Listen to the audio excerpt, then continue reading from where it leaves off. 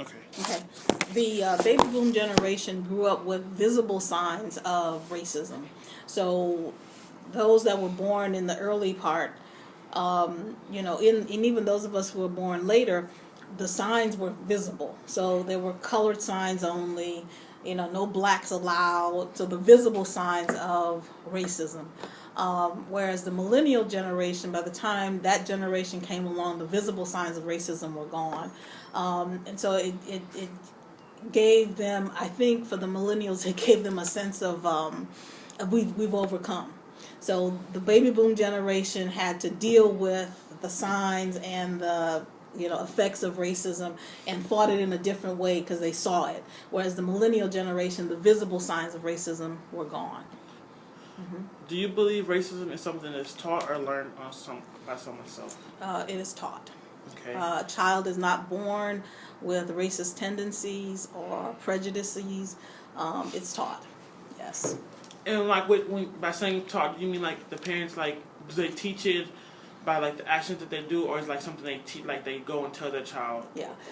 Yeah, I think children, and like most of us, we as human beings in general, we learn by observing. So children observe. We don't have to say anything, but they can see it. So if a parent, for example, is afraid of dogs, and the child is with them, and every time they see a dog, they pull the child away.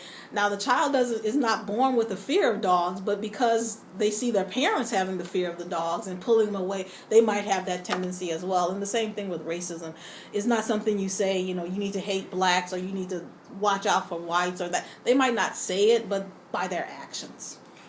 And not just the actions of the parents, but what's happening in the society in general. Do you think the millennials have a different view of racism? No, what? How do you think millennials view racism? So I think in my working with millennials have a tendency not to want to discuss racism. They think racism is something of the past. That it happened in the past, again, because there are no visible signs. There's a tendency to believe that it's all great, kumbaya, we all get along. And they'll say such things as, she's my friend, or he's my friend, or they're friends, and we don't see color. I don't discriminate against people. Everybody is the same. And so they don't want to deal with it. They don't see it because of the lack of the visibleness of it. And the fact that in American society, we talk about the term is post-racial. So we've gone beyond racism in this country. We've gone beyond race in this country. And so for that reason, millennials grew up, unlike my generation, being separated. Millennials got to go to school with each other. They, became friends. And so they don't see that it still exists. Would you say racism is getting better or worse? Worse. Why? Why? Of course, there's always the why question. I think for two major reasons. One is the proliferation of social media, where individuals have anonymity. So the anonymity is that I don't know who is sending the message, so I can say whatever I want to say and not have any consequences to that except people jumping online. But because I'm anonymous, I get to say whatever I want to say. So I think social media, and then the other part of social media, which is probably the good side of it, it's bringing out all of this stuff. I mean, so that's one thing. The second thing is, it's like in our culture, American society, in my estimation, right, racism is like the 800-pound gorilla in the room.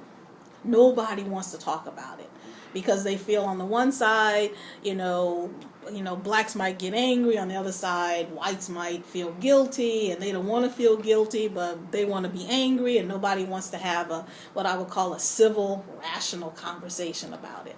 If we're going to get over it, which is, in my estimation, has gotten much worse because we don't want to talk about it. We're talking at each other and not to each other about the issue of race. Do you believe certain races are more privileged than other races? Yes, I do. You can expound on that?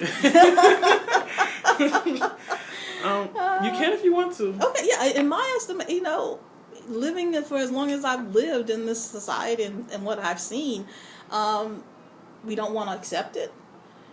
But there is such a thing as white privilege. And individuals in the Caucasian white community have privileges that other ethnic groups do not have, and have access that other ethnic groups may not have, just because of the color of their skin. So I do believe that it does exist.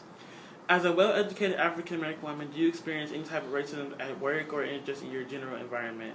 Yes. In the general environment, just living in the society, walking into stores, having clerks, people go in before me, having clerks say, hello, how are you doing, to the people who are walking in front of me, and then they see me and they say no words, presenting my,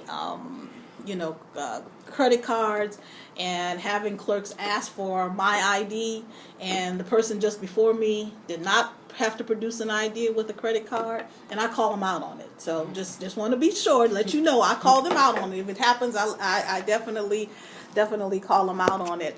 At the University of Toledo, I think so, because on both sides, actually, in this regard, that many African American students at the university have not had an African American professor. So when they come into the class, they have a kind of, wow, what's going to happen in this class? And then on the other side, many young white students, Hispanic students, Asian students, Arab students, they don't have African American professors either. So there is a tendency there to have some sort of stereotype of what is going to happen in this class. But in terms of being confronted face to face at the university, no, I have not had to deal with that in terms of having to tell somebody off because they, but. Have you ever witnessed racism on the campus? At the University of Toledo, yes, I have. Sorry. And one of the ways by which we see it today is what is called microaggression, where individuals don't come out and call you out of your name, but there are other ways by which they are being, discriminatory. So they might say to individuals who are African American, and you might be one of 5 black students in a class, they will say, okay, can you tell us what black people think about such and such? So putting it all on you as the one black person or one of 4 or 5 black people in the class. To speak about a whole topic. Yes, and speak for a whole group of people, right? That we are not monolithic. We don't even